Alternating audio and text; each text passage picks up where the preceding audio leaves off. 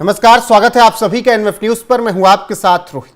वक्फ संशोधन बिल पेश हुआ तो तमाम विरोधी दल अब ये कह रहे हैं कि ये मुसलमानों के खिलाफ है, और तेजस्वी यादव, ममता बनर्जी तो 2-4-10 कदम और आगे बढ़ गए और कहने लगे कि सरकार आई तो वक्फ बिल को फाड़कर कूड़ेदान में फेंक देंगे।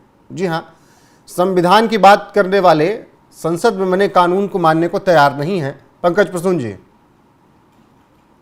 रोहित, एक मोमेंट के लिए सिर्फ आप सोचिए कि अगर दूसरे पक्ष के लोग यही कर रहे होते तो ये क्या करते। मान लिया कि यूपीए की सरकार है और यूपीए की सरकार ने कोई कानून बनाया है और बीजेपी वाले या हिंदू सड़कों पर उतर के ये कहे कि हम नहीं मानते कानून को, कूड़ेदान में फेंक देंगे, आग लगा देंगे, देश को करबला बना देंगे।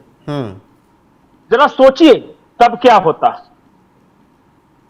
एक पूरी प्रक्रिया का पालन करते हुए पहले लोगों से राय ली गई, इन्हीं की मांग के अनुसार जेपीसी बनाई गई, जेपीसी ने अपनी रिकमेंडेशंस दी, उसके बाद सदन के दोनों सदनों से पारित हुआ।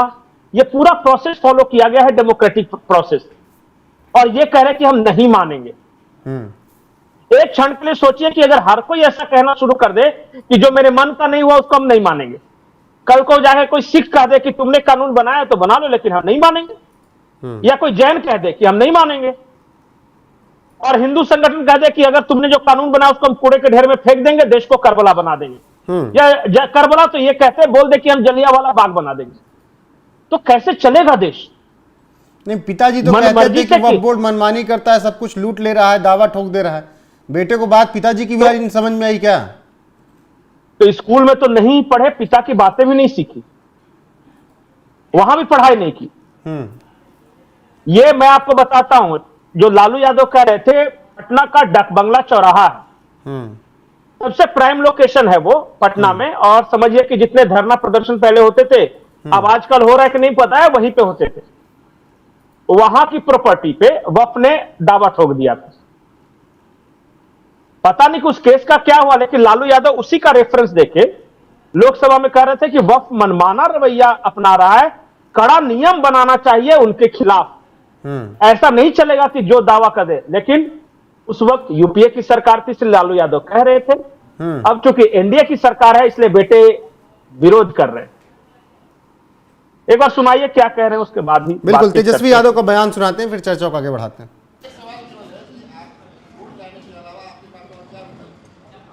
कोर्ट के अलावा और क्या सरकार बना करके इस कानून को कूड़ेदान में फेंकना। सीए एनआरसी का भी हम लोगों ने प्रस्ताव जो भेजा था कि नहीं भेजा था कि किसी भी कीमत पे हम लोग सीए एनआरसी को बिहार में लागू नहीं होने देंगे, सब लोगों ने पास करके भेजा। पंकज जी, सीए एनआरसी हो या फिर चाहे वक्फ संशोधन बिल हो, नहीं, तेजस्वी यादव कह रहे कि जो मेरी सरकार आ जाएगी तो इन सबको रद्द करेंगे या कूड़ेदान में फेंक देंगे। तेजस्वी यादव को कोई ये जाकर बता दे कि ये जो कानून है ना, चाहे सीए, एनआरसी या वक्फ वाला, ये सेंट्रल गवर्नमेंट का कानून है और देश में आरजेडी की सरकार नहीं बनने वाली। आरजेडी की नहीं बनने, इनकी हैसियत ही नहीं कि देश बिना सहयोग के बिहार में भी नहीं बनने वाली, और सहयोग से भी बनने वाली है कि नहीं बनने वाली कौन जाने। तो ये राज्य बिहार का इतिहास ही नहीं है, ये विषय ही नहीं है। इनको यही नहीं पता कि ये सेंटर कानून बनाती है।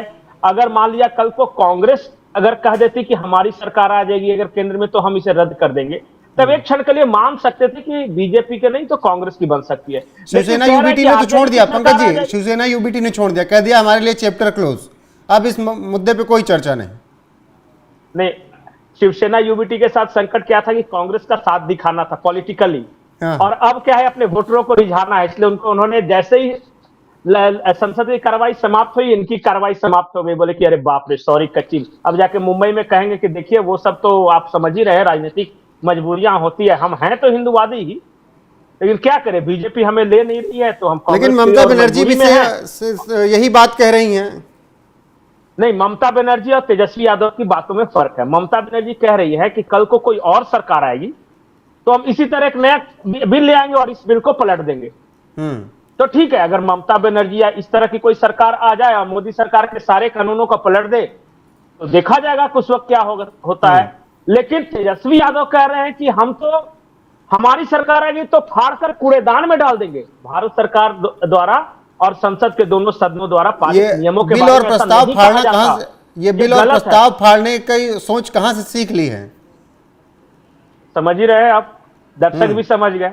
गुरु जैसा गुरु वैसा चेला। अब इनको देखिए, अगर मैं एक क्षण के लिए मान लो कल को जाके अगर इनकी सरकार बनी, समझ रहे, और अगर लोग यही कहने लगे तुम जो नियम कानून बनाए हो हम नहीं मानेंगे, अगर हर तबका ये कहने लगे, कल को कोई दलित कहने लगे कि हम नहीं मानेंगे क्योंकि मुझे पसंद नहीं, कोई कहने लगे, सिख कहने लगे कि हम नहीं मानेंगे क्योंकि मुझे पसंद नहीं है, कोई दक्षिण भारतीय कहने लगे कि संसद से पारित होता है कानून तो हो जाए लेकिन हम नहीं मानेंगे, कल को कोई सवर्णों का संस्था आ जाए, राजपूत वगैरह कुछ आ जाए, कहे कि तुमने बनाया लेकिन हम तो नहीं मानेंगे और हम तो सड़कों पे फैसला करेंगे, तब इस देश की क्या हालत होगी? अराजकता हो जाएगा, लोकतंत्र नहीं रहेगा। दिक्कत यह है कि आपको पसंद हो या न हो, लोकतंत्र में बहुमत का सम्मान करना होता है और प्रक्रियाओं का पालन करना होता है। अगर राह चलता कोई मुल्ला मौलाना बोलता है तो एक क्षण के लिए नेग्लेक्ट कर सकते हैं, लेकिन अगर जिम्मेदार पदों पर बैठे व्यक्ति इस तरह की बातें करने लगेंगे, जो मुख्यमंत्री के पद पर बैठा हुआ है, जो लीडर ऑफ अपोजिशन के पद पर बैठा हुआ है, अगर वो ये कहने लगे कि हम प्रक्रिया का पालन नहीं करेंगे, जो भी फैसला करेंगे सड़कों पर करेंगे, तो अगर आज आप कह रहे हैं कि हम शाहीन बाग बना देंगे या करबला बना देंगे, तो कल दूसरी ओर के लोग भी कह सकते हैं कि तुम अगर कोई नियम बनाओगे तो हम देश को जलियांवाला बाग बना देंगे। ऐसा थोड़ी ना होता है। बिल्कुल, सबको सम्मान करना चाहिए। हाँ, अगर प्रोसेस फॉलो नहीं होता और बाकायदा बहस हुई है, दोनों ओर के लोगों ने अपनी अपनी राय रखी 18 घंटे सदन चली है।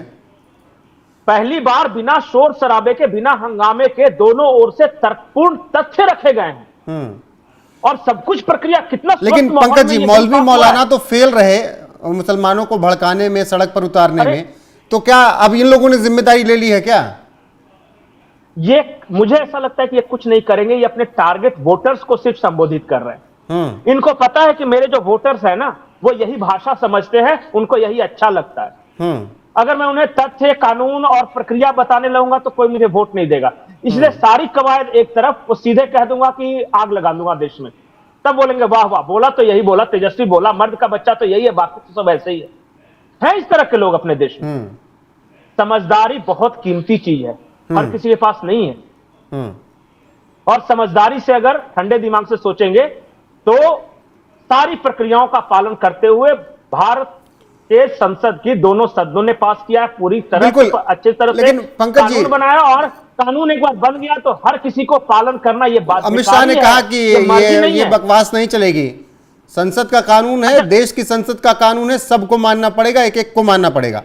लेकिन पंकज जी, ये भी जी, ये भी बात चल रही है, वक्फ का एक भी हिस्सा, एक भी इंच भारत पर उसका अधिकार नहीं है, एक भी इंच जमीन पर वक्फ का अधिकार नहीं है भारत में, और ना किसी मुसलमान का अधिकार।